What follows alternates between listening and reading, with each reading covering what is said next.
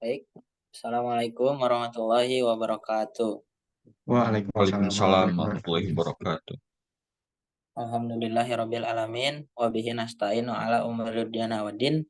Wassalatu wassalamu ala asrofil anbiya'i wal mursalin wa ala alihi wa ashabihi ajmain amma ba'du. Yang pertama-tama marilah kita panjatkan puji dan syukur kehadirat Allah Subhanahu wa taala yang telah memberikan kita waktu untuk bisa berkumpul dalam Zoom Meet kali ini. Lalu yang kedua yaitu kelompok kami di sini eh, akan memaparkan atau menjelaskan tentang keanekaragaman hayati dari tanaman atau pohon dewan daru tersebut. Yang selanjutnya dilanjut. Nah, yang selanjutnya yaitu perkenalan dari kelompok kami. Yang pertama yaitu saya sendiri dengan nama Reza Fauzan Nur Hakim dengan NPM 225001101. Lalu ada Rizky Aryatama dengan NPM 225001002. Lalu ada Bobby Darmawan dengan NPM 225001019. Lanjut juga ada Galas Maikat dengan NPM 225001030. Lalu ada Isrohilah dengan NPM 225001080. Dan yang terakhir yaitu ada Naswa Septiani dengan NPM 2251114. Lanjut.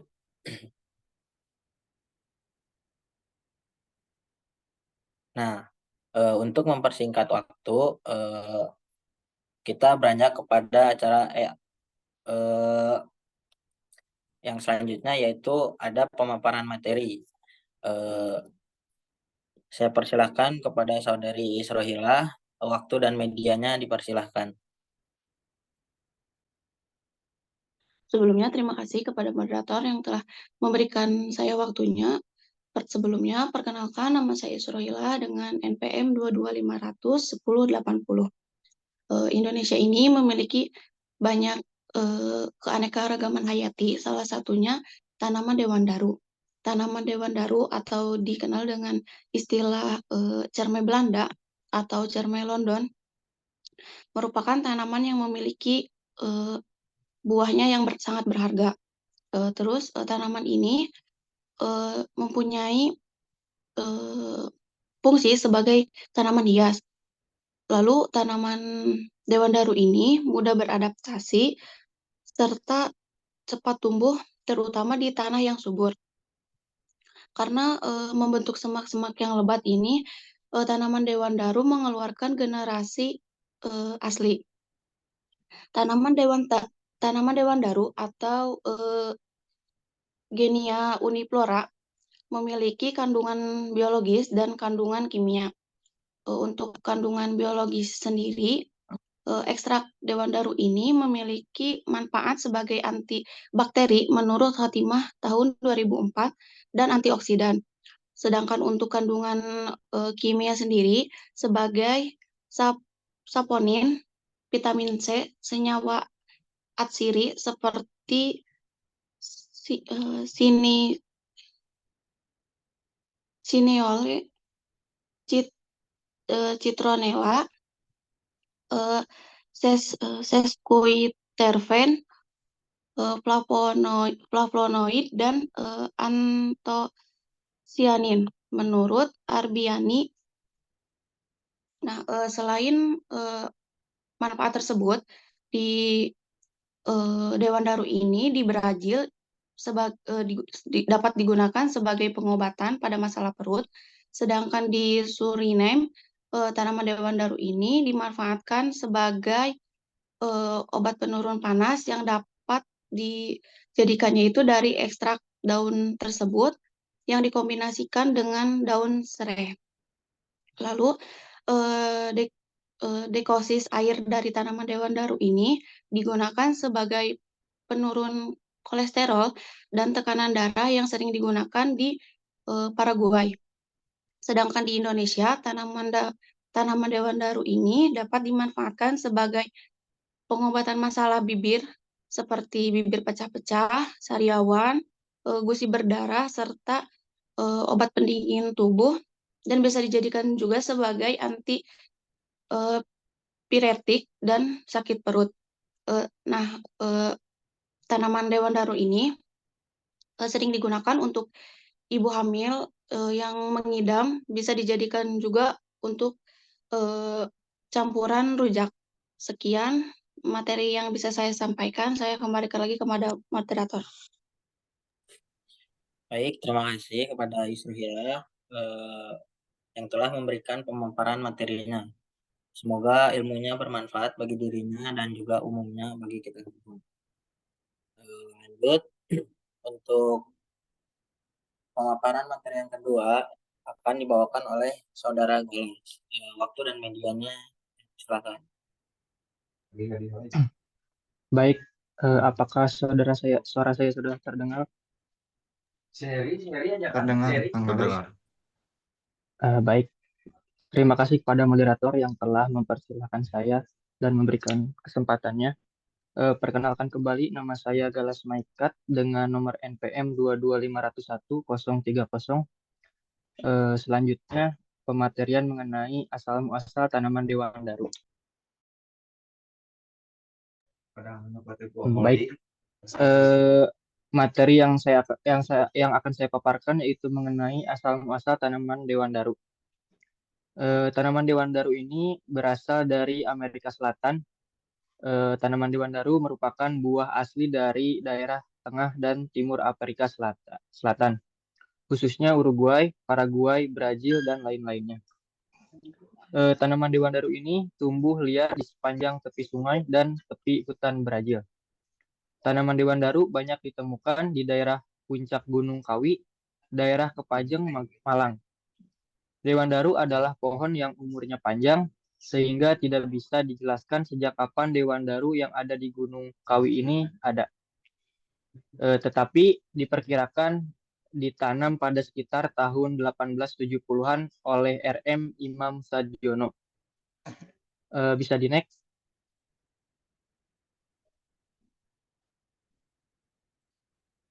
Nah, selanjutnya klasifikasi tanaman dewan daru.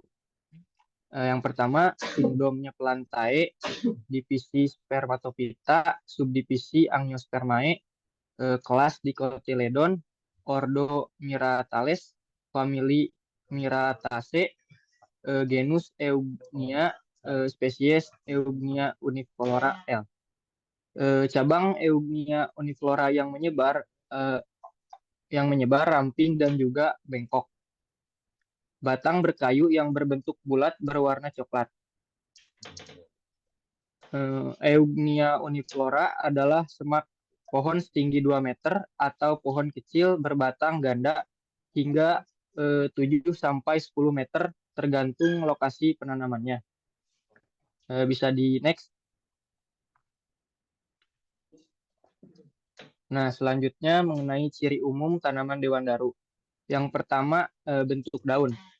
Daun yang dimiliki berwarna hijau dan merupakan daun tunggal yang tersebar berbentuk lonjong dengan ujung pangkal meruncing.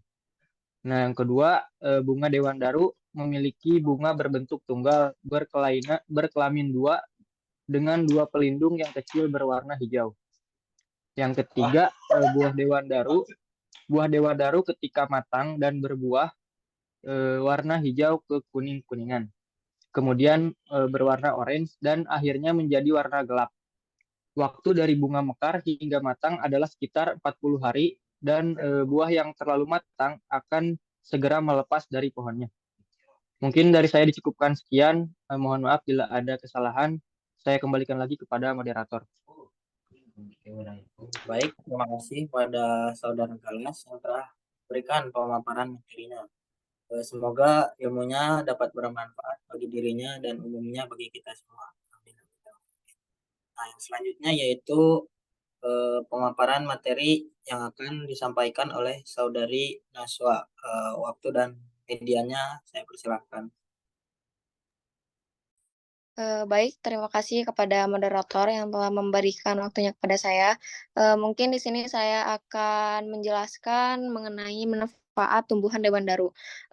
Manfaat tumbuhan dewan-daru ini pada manusia sangatlah banyak, antara lain yang pertama sebagai sumber antioksidan.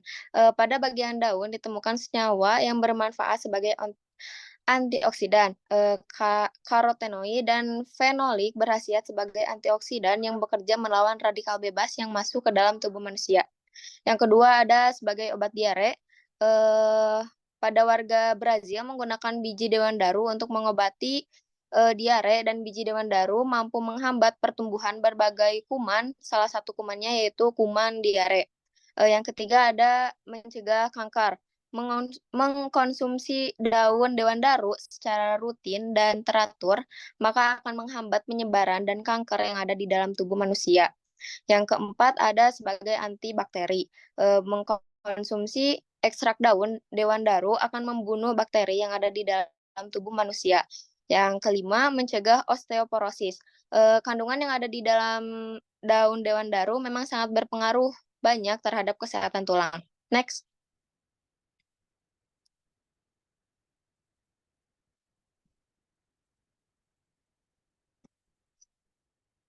Ada penyebaran tanaman dewan daru. Daerah asal tanaman dewan daru ini di Amerika Selatan, mulai dari Suriname, Guyana, dan Guyana Prancis, hingga bagian selatan Brazil, Uruguay, dan Paraguay.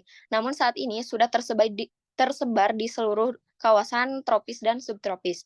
Tanaman dewan daru ini juga terdapat di beberapa wilayah Asia Tenggara seperti Jawa, Semenanjung Malaysia, dan Filipina. Selain itu, Kanazawa tahun 2000 menyebutkan bahwa tanaman dewan daru ini juga ditemukan di Pulau Karibia, India, Cina, Mesir, Nigeria, dan Australia. Next.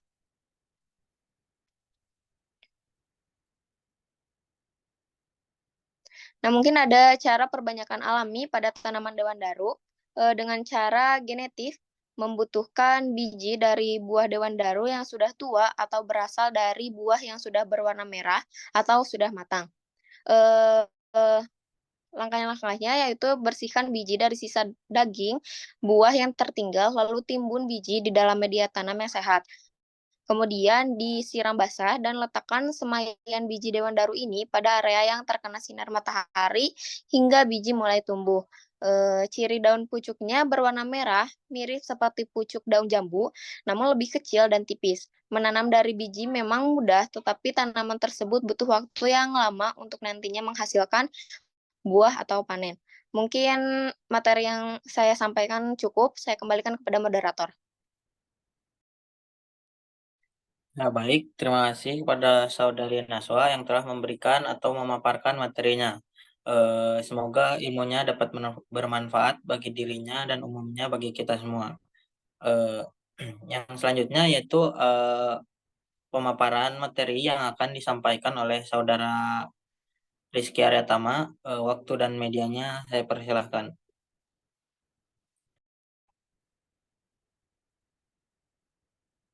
Baik, terima kasih kepada moderator yang telah memberikan kesempatan saya untuk mempresentasikan terkait dengan lokasi sampling tanaman. Yang pertama yaitu letak geografis. Nah, lokasi sampling tanaman dewan daru yang ditanam oleh kelompok kami berlokasi di Kampung Cintamanah RT 2 RW 2, Desa Sundakerta, Kecamatan Sukahning, Kabupaten Tasikmalaya. Nah, secara geografis, Desa Sundakerta ini memiliki luas sebesar 422,53 hektar yang berada pada ketinggian 700 meter di atas permukaan laut. Secara administratif, batas wilayah dari Desa Sundakerta ini dari sebelah utara yaitu Dusun Cijoho, sebelah barat ada Dusun Buniruum, kemudian di sebelah selatan ada Dusun Sarimukti, dan sebelah timur ada Dusun Cintamanah. Nah, kemudian secara garis besar di wilayah Desa Sundakerta ini berbatasan langsung dengan Desa Kiara Jangkung di sebelah utara, Desa Sukatia sebelah selatan, kemudian Desa Sukahning untuk sebelah timur, dan Desa Sukamenak di sebelah barat. Selanjutnya mengenai suhu dan kelembaban wilayah yang berada di Desa Sundakerta, di mana suhu rata-rata di Kecamatan Sukahning itu termasuk Desa Sundakerta berkisar antara 24 sampai 32 derajat Celcius. Nah, dengan rata-rata 26 derajat Celcius. Nah, kemudian untuk kelembabannya berkisar 85%. Nah, selanjutnya untuk curah hujan juga berkisar 254,2 mm dengan bulan basah 8 bulan dan juga bulan kering sebanyak 4 bulan. Selanjutnya untuk karakteristik wilayah, karakter berdasarkan potensi pertanian di Desa Sundakerta ini memiliki lahan kering sebesar 57,12 hektar.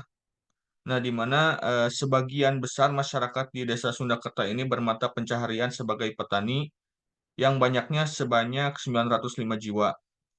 Hal ini didukung oleh kondisi Desa Sundakerta yang secara geografis itu cocok untuk pengembangan bidang pertanian. Nah,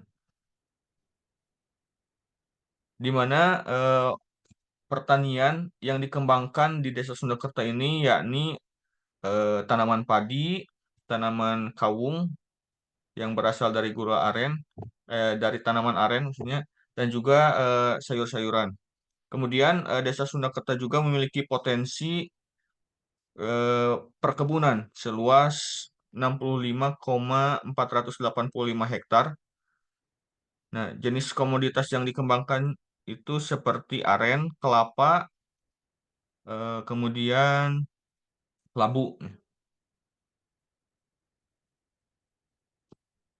Selanjutnya di daerah Desa Sundakerta juga terdapat lahan kehutanan yang di dalamnya banyak dipenuhi oleh vegetasi tanaman seperti tanaman kehutanan, yaitu bambu, pinus, jati, dan tanaman yang lainnya.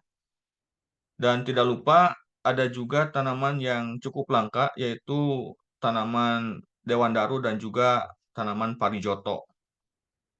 Nah, selain ketiga bidang tadi, ada juga potensi di wilayah tersebut, yakni bidang pertanian, peternakan, dan juga perikanan.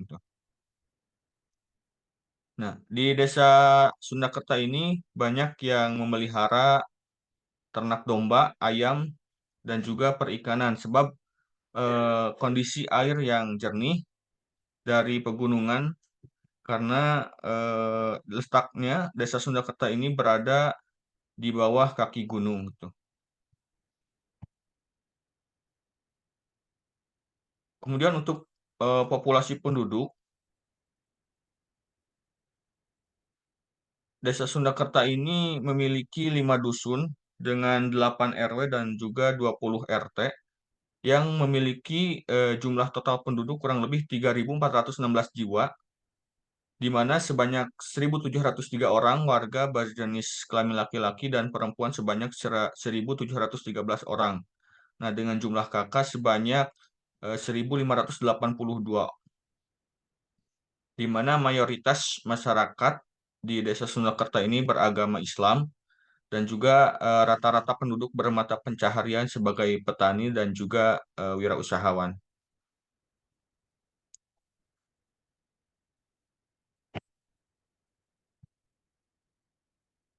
Selanjutnya dari karakteristik tanah di Desa Sundakerta memiliki data keasaman tanah eh, yang belum konkret, namun eh, didominasi oleh vegetasi di Kecamatan Sukahning ini termasuk di Desa Sundakerta memiliki pH tanah sekitar 4,2 sampai dengan 7,5. Ya. Nah, kemudian untuk jenis tanah yang berada di wilayah Kecamatan Sukahning dan juga termasuk Desa Sundakerta, yaitu ada aluvial kelabus sebesar 35%, clay humus 45%, kemudian latosol coklat kemerahan 10%, dan juga andosol dan regosol sebanyak 10% gitu. Kemudian untuk topografi daerah Kecamatan Sukahening ini terdapat datar dan sampai dengan bergelombang sebesar 35%, kemudian dataran berombak sampai dengan berbukit itu sebesar 20%, dan juga keadaan topografi berbukit sampai dengan bergunung sebesar 45%. Jadi di Desa Sundakerta ini didominasi oleh topografi yang berbukit dan juga bergunung. Mungkin sekian pemaparan materi terkait dengan lokasi sampling tanaman yang dibudidayakan. Saya kembalikan ke moderator. Baik, terima kasih pada Saudara Rizky Aryatama yang telah memaparkan materinya. Semoga ilmunya dapat bermanfaat bagi dirinya dan umumnya untuk kita semua. Baik, yang selanjutnya yaitu pemaparan materi yang akan dibawakan oleh Saudara Bobi Darmawan. Waktu dan medianya dipersilahkan. Baik, terima kasih atas kesempatan dan waktunya. Ini tiba saatnya di penghujung materi ya. Sebelumnya, perkenalkan nama saya Bobi Darmawan dengan NPM 019. Pada kesempatan kali ini, saya akan membahas materi mengenai budidaya dari tumbuhan dewan-daru. Nah, untuk pembudidayaan tumbuhan dewan-daru ini bisa dilakukan melalui penyemaian bibit, pencangkokan, atau melalui stek batang. Dewan-daru paling sering diperbanyak dengan biji, meskipun benih harus segera ditaburkan karena mereka hanya tetap hidup selama beberapa minggu dan cenderung tidak berkecambah jika disimpan lebih dari 1 bulan. Nah, perkecambahan umumnya terjadi dalam 6-8 minggu atau sekitar 40-60 hari. Perbanyakan vegetatif dari varietas terpilih juga telah berhasil digunakan dengan layering atau grafting. Boleh di next slide.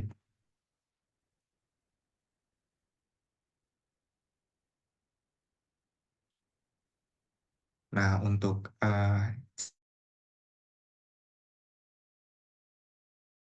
ini dengan mudah dapat dilakukan dengan menyiapkan beberapa alat dan bahan terlebih dahulu. Dan yang harus dipersiapkan adalah tentunya biji dari buah dewan-daru yang sudah tua, tanah dan pupuk kandang, kemudian ada polybag. Untuk dari penyiapan biji, yang pertama itu kupas biji dari buah yang sudah tua di dalam wadah yang berisi air dan dibersihkan. Nah, kemudian jemur biji hingga kering. Nah, setelah dijemur, biji ini direndam selama 1-2 hari sehingga terlihat adanya pertumbuhan. Kemudian sortir biji yang mengalami pembusukan atau yang mengalami perkembangan. Next slide.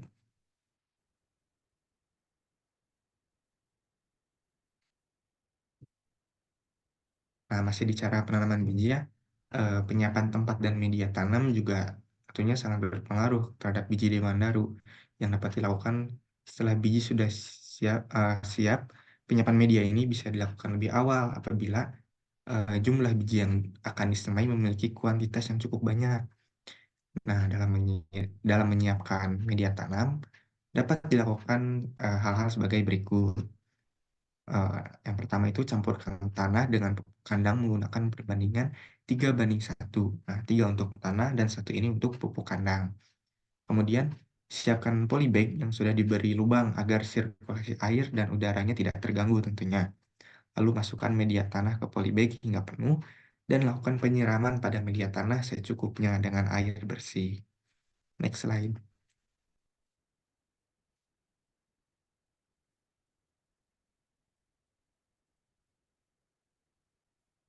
Baik, untuk selanjutnya yaitu penyiraman ya.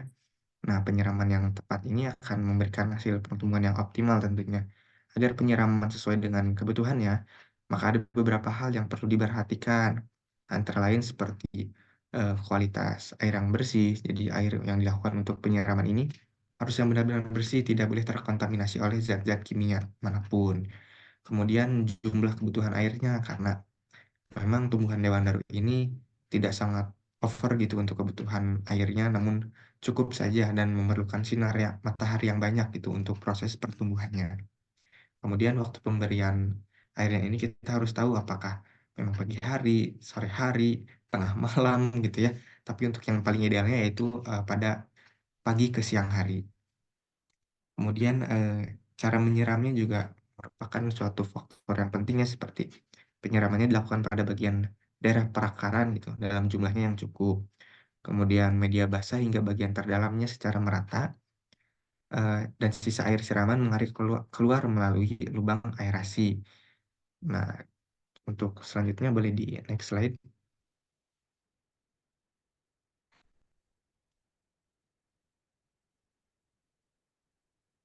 Nah, di sini kita masuk ya ke proses dari penanamannya.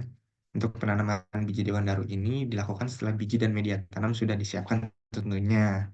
Nah, selanjutnya dapat dilakukan penanaman dengan cara yang pertama, yaitu melubangi permukaan media tanah di dalam polybag dengan kedalaman 2-3 cm saja sudah cukup. Dan masukkan biji dewan daru ini yang telah siap, kemudian tutup kembali dengan ditimbun oleh media tanah. Selanjutnya, setelah semua biji sudah tertanam di dalam polybag, lakukan penyiraman menggunakan siraman gerimis hujan. Jadi ya airnya itu tidak menyatu gitu seperti selang, namun menggunakan alat siram gitu untuk menghasilkan air seperti gerimis hujan. Dan letakkan biji di tempat yang teduh atau di bawah jaring paranet. Nah, setelah biji tumbuh dengan akar yang lengkap dan kuat, maka bibit buah dewan daru ini sudah bisa dipindahkan ke media tanah langsung atau polybag yang lebih besar. Nah, tingkat perkecambahan sampai 80% setelah ditanam, sekitar 40-60 hari sudah mulai tumbuh. Boleh naik slide?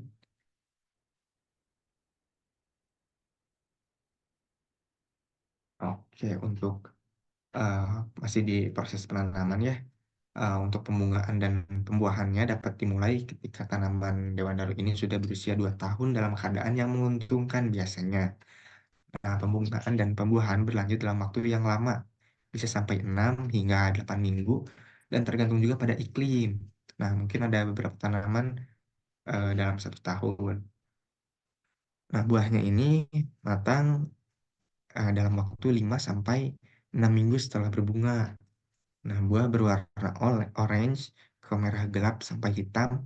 Warna orange dengan rasa asam. Setelah warna merah kehitaman, rasa buahnya turut berubah juga menjadi manis. Next, boleh.